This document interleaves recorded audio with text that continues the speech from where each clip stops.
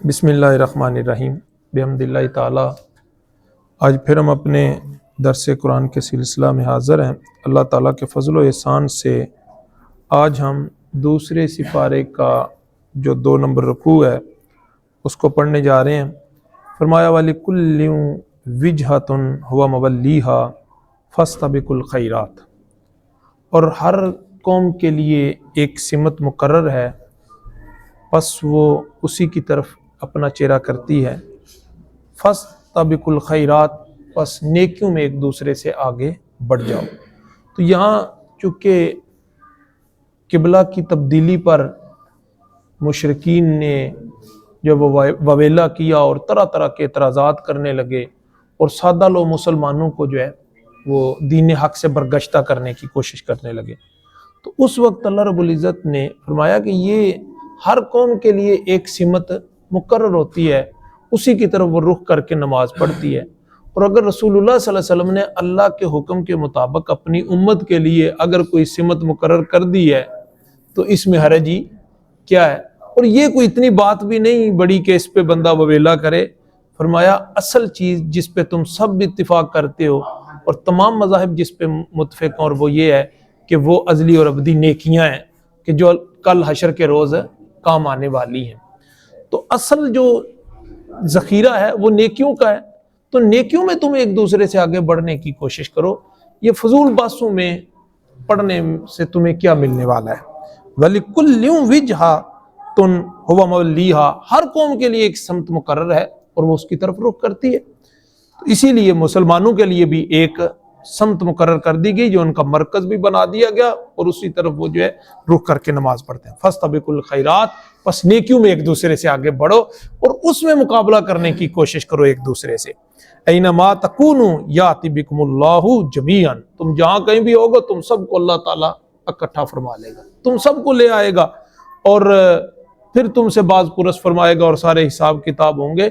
تو وہاں جو چیز تمہارے کام آنے والی ہے وہ نیکیاں، یہ قبلہ کی سمت جو ہے یہ تو تمہارے کام آنے والی نہیں ہے۔ اس لیے فرمایا کہ تم جہاں کہیں بھی ہوگے یاتی بکم اللہ جمیعا، تم سب کو اللہ تعالیٰ لے آئے گا۔ ان اللہ علی کل شیء قدیر، اور اللہ تعالیٰ ہر چیز پر قادر ہے۔ ومن حیث خرجت فول وجهک شطر المسجد الحرام، اور پیارے حبیب صلی اللہ علیہ وسلم آپ جہاں کہیں بھی ہوں، نکلیں جدھر کو بھی، تو پس آپ اپنا نماز کے دوران نماز کے وقت اپنا رخ مبارک مسجد حرام کی طرف فرما لیجیے۔ کہ آپ سفر میں ہوں یا حضر میں ہوں، اور آپ مسافر ہیں یا مقیم ہیں، جہاں کہیں بھی ہیں، اکیلے ہیں یا باجماعت ہیں، تو نماز پڑھتے ہوئے اپنا رخ اب کیا کر لیا کرو؟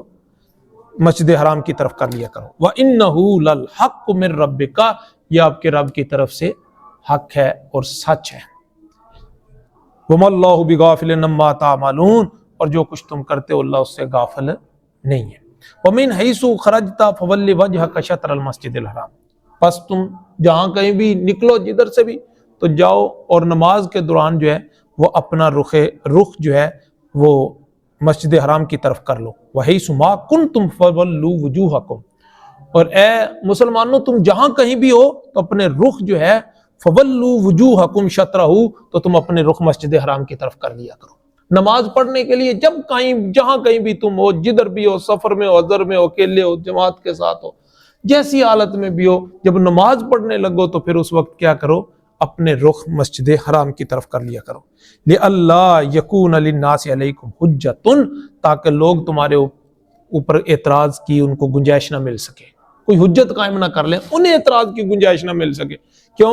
اس لیے کہ انہوں نے تو اپنی کتابوں میں پڑھ رکھا ہے کہ جو آخری امت ہوگی نا اس کا قبلہ جو ہے وہ مسجد حرام، خانہ کعبہ ان کا قبلہ ہوگا، اور آخر الزمان نبی کا قبلہ جو ہے وہ مسجد حرام ہوگی۔ اور اگر تم نے کسی اور طرف رخ کر لیا اور اس کو قبلہ نہ بنایا تو پھر لوگوں کو اعتراض ملے گا کہ ہمارے ہاں تو آخری نبی کی نشانی یہ ذکر ہے، اور یہ ہے کہ انہوں نے کسی اور سمت کو جو ہے کسی چیز کو قبلہ بنایا ہوا ہے، تو اس طرح وہ تمہارے خلاف اعتراض بنائیں گے اور اعتراض کی انہیں موقع مل جائے گا۔ اِلَّا الَّذِينَ ظَلَمُوا مِنْهُمْ، ہاں مگر ان میں سے جو ظالم ہیں، زیادتی کرنے والے ہیں، ان کا کچھ نہیں ہے، تو تم جدھر مرضی رخ کرو انہوں نے تمہارے اوپر اعتراض کرنا ہی کرنا ہے۔ جو ڈیٹھ ہیں اور جنہیں حق سچ سے کوئی غرض نہیں ہے اور بغیر دلیل کے جو بات کرتے ہیں، جنہوں نے ٹھان لی ہے کہ انہوں نے تمہاری ہر شکل میں مخالفت کرنی ہے، تو فرمایا ان کے بارے میں یہ نہیں ہے کہ وہ ہر شکل میں تمہاری مخالفت ہی کریں گے۔ وَلَا تَخْشَوْهُمْ وَاخْشَوْنِي، بس تم ان سے نہ ڈرو بلکہ کیا کرو، مجھ سے ڈرو۔ کہ تم اگر خانہ کعبہ کی طرف رخ کرتے ہو تو ذہن میں آتا ہے کہ یہ اعتراض کریں گے، مخالفت کریں گے، طرح طرح کی باتیں کریں گے، تو فرمایا تمہیں ان سے ڈرنے کی ضرورت نہیں ہے، وَاخْشَوْنِي، بلکہ مجھ سے ڈرو۔ آج دنیاوی معاملات میں ہمارے ہاں بھی یہی معاملہ ہے کہ ہم یہ دیکھتے ہیں کہ لوگ کیا کہیں گے، لوگ باتیں کریں گے، جی لوگ یہ کہیں گے، لوگ وہ کریں گے، تو بڑا سادہ سا فارمولہ بتا دیا، فلا تخشوہم، لوگوں سے نہ ڈرو، واخشونی، بلکہ مجھ سے ڈرو۔ کوئی بھی عمل کرو تو پہلے یہ دیکھو کہ اللہ اس سے کہیں ناراض تو نہیں ہوتا، اگر ناراض ہوتا ہے تو دنیا والے راضی بھی ہوں تو اس عمل کو نہ کیا جائے، اور اگر کسی کام کو کرنے سے اللہ تعالیٰ جو ہے وہ راضی ہے اور ساری دنیا اس سے ناراض ہوتی بھی پھرے تو ہوتی رہے، انسان کو وہ عمل کرنا چاہیے۔ وَلِأُتِمَّ نِعْمَتِي عَلَيْكُمْ، اور تاکہ تم مجھ سے ڈرو تاکہ میں تم پر اپنی نعمت کو مکمل کر دوں۔ تو نعمتیں اللہ تعالیٰ، یہ اسلام جو ہے یہ اللہ تعالیٰ نے ایک ہمیں نعمت دی ہے، اور وہ یہ نعمت وہ ہے جو حضرت آدم علیہ السلام سے شروع ہوئی اور کم و بیش 1,24,000 انبیاء کے اوپر یہ سلسلہ چلتا رہا۔ آخر کار اللہ تعالیٰ نے کیا کیا، امت مصطفیٰ پر اپنا یہ سلسلہ مکمل فرما دیا اور اپنے دین کو مکمل کر دیا۔ وَلِأُتِمَّ نِعْمَتِي عَلَيْكُمْ، اور تاکہ میں تم پر اپنی نعمت مکمل کر دوں، وَلَعَلَّكُمْ تَهْتَدُونَ، اور تاکہ تمہیں جو ہے وہ سیدھے راستے پر استقامت نصیب ہو سکے۔ تم یہ نعمت مکمل ہو گئی میری، تمہیں قبلہ بھی میں نے ادا کر دیا تو یہ بھی میری ایک نعمت، دین تمہیں عطا کر رہا ہوں تو یہ بھی ایک نعمت، اور یہ جب مکمل دین تمہیں مل جائے گا تو پھر اس کے اوپر تمہارے لیے چلنا جو ہے وہ آسان ہو جائے گا، اس میں تمہاری دنیا کی بھی بہتری ہوگی اور آخرت کی بھی بہتری ہوگی۔ کما ارسلنا فیکم رسولا منکم یتلو علیکم، جیسا کہ میں نے تمہارے اوپر جو ہے وہ تمہارے اندر بھیج دیا اپنا رسول جو تمہیں میں سے ہے، یتلو علیکم آیاتنا، جو تم پر میری آیتیں پڑھتا ہے، تلاوت کرتا ہے ہماری آیتیں، ویزکیکم، اور تمہارے من پاک بھی کرتا ہے، ویعلمکم الکتاب والحکمت، اور تمہیں کتاب بھی سکھاتا ہے اور حکمت بھی سکھاتا ہے، ویعلمکم ما لم تکونوا تعلمون، اور تمہیں وہ کچھ سکھاتا ہے جو کچھ تم نہیں جانتے تھے۔ تو جیسی حضرت ابراہیم علیہ السلام نے دعا مانگی تھی کہ یا اللہ ان میں ایسا رسول بھیج، تو بالکل اللہ تعالیٰ نے انہی صفات کو یہاں پہ ذکر کر دیا کہ وہی صفات میرے محبوب صلی اللہ علیہ وسلم میں موجود ہیں جو میں نے تمہارے اندر بھیج دی ہیں۔ تو یہ اشارہ اس بات کی طرف کہ یہ حضرت ابراہیم علیہ السلام کی دعا ہی کی قبولیت کی نشانی ہے۔ اور پھر کہا کہ وہ تمہیں جو ہے ہماری آیتیں پڑھ کر تلاوت کر کے سناتا ہے، اور تمہیں یزکیکم، تمہارا تزکیہ بھی فرماتا ہے، تمہارے من بھی پاک کرتا ہے، ویعلمکم الکتاب والحکمت، اور تمہیں حکمت اور کتاب بھی سکھاتا ہے۔ اور پھر آگے فرمایا وَيُعَلِّمُكُم مَا لَمْ تَكُونُوا تَعْلَمُونَ، اور تمہیں وہ کچھ سکھاتا ہے جو تم نہیں جانتے۔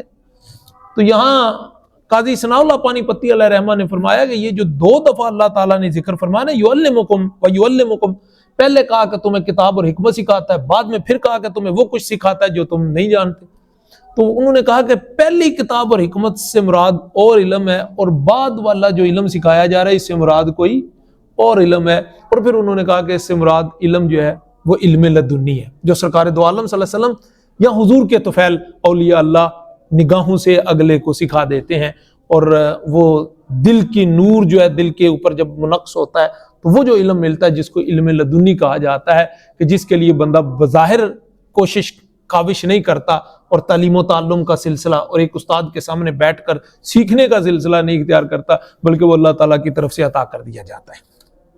اور آگے پھر فرمایا فَاذْكُرُونِي أَذْكُرْكُمْ، اسی لیے پھر اگلا پھر ساتھ ہی کہا کہ تم میرا ذکر کرو میں تمہارا ذکر کروں گا۔ تو یہ یعنی یہ وہ علم ہے جو ذکر کے ذریعے سے انسان کو حاصل ہوتا ہے۔ فَاذْكُرُونِي أَذْكُرْكُمْ، تم میرا ذکر کرو میں تمہارا ذکر کروں گا۔ تو سرکار دو عالم صلی اللہ علیہ وسلم نے ارشاد فرمایا، اللہ رب العزت فرماتا ہے کہ جب میرا بندہ جو ہے وہ مجھے دل میں یاد کرتا ہے تو میں بھی اسے اسی طرح یاد فرماتا ہوں، اور جب میرا بندہ مجمع پہ بیٹھ کے میرا ذکر کرتا ہے نا تو پھر میں اس سے بہتر مجمع میں اس کا ذکر کرتا ہوں۔ اور پھر فرمایا اگر کوئی میرا بندہ جو ہے وہ میری طرف ایک بالشت چل کے آتا ہے تو میں اس کی طرف ایک ہاتھ چل کے جاتا ہوں، اور پھر اگر میرا کوئی بندہ میری طرف ایک قدم چل کے آتا ہے تو جو ہے نا وہ ہاتھ چل کے آتا ہے تو میں اس کی طرف قدم چل کے آتا ہوں، اور پھر فرمایا اگر میرا بندہ کوئی میری طرف چل کے آتا ہے تو میں دوڑ کر اس کی طرف آ جاتا ہوں اور اس کو اپنی آغوش رحمت میں لے لیتا ہوں۔ تو یہ فرمایا فَاذْكُرُونِی اذْکُرْکُم، تم میری طرف چلو، میرا ذکر کرو تو میں تمہارا ذکر کروں گا، اور وَاشْکُرُوا لِی وَلَا تَکْفُرُونَ، اور میرا شکر ادا کیا کرو، میری ناشکری نہ کیا کرو۔ اوپر جس نعمت کا ذکر ہو رہا ہے وہ رسول اللہ صلی اللہ تعالیٰ علیہ وآلہ وسلم کی نعمت ہے، تو فرمایا میری اس نعمت پہ میرا شکر ادا کرو، میری ناشکری نہ کرو۔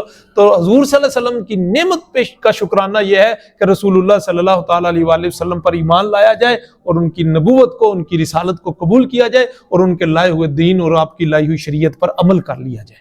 تو یہ شکر ہے۔ فرمایا وَاشْکُرُوا لِی وَلَا تَکْفُرُونَ، میرا شکر ادا کرو اور میری ناشکری نہ کرو۔ دعا ہے اللہ تعالیٰ میں سمجھنے کی اور عمل کرنے کی توفیق عطا فرمائے۔ وَمَا عَلَیَّ إِلَّا الْبَلَاغُ۔ الحمدللہ رب العالمین، والصلاة والسلام علی سید الانبیاء والمرسلین۔ ربنا آتنا فی الدنیا حسنۃ وفی الآخرۃ حسنۃ وقنا عذاب النار۔ الہ العالمین ہمارے اس سلسلے کو اپنی بارگاہ میں قبول و منظور فرما، اس کے تصدق اور توسل سے جاگتی آنکھوں کے ساتھ اپنے پیارے حبیب علیہ الصلوۃ والسلام کے روضہ پاک کی زیارت عطا فرمانا، حضور نبی کریم علیہ الصلوۃ والسلام کی غلامی میں موت عطا فرمانا، جب دم واپسی ہو آنکھوں کے سامنے چہرہ مصطفیٰ صلی اللہ تعالیٰ علیہ وآلہ وسلم ہو، اور زبانوں پہ جاری ہو لا الہ الا اللہ محمد رسول اللہ۔ الہی قبر کے اندر آقا علیہ الصلوۃ والسلام کی پہچان عطا فرمانا، حشر میں آقا علیہ الصلوۃ والسلام کے دست اقدس سے آب کوثر عطا فرمانا، اور آقا علیہ الصلوۃ والسلام کی شفاعت سے بہرمند فرمانا۔ صلی اللہ تعالیٰ علی خیر خلقہ و نور عرشہ و زینت فرشہ محمد و علی آلہ و اصحابہ اجمعین برحمتہ۔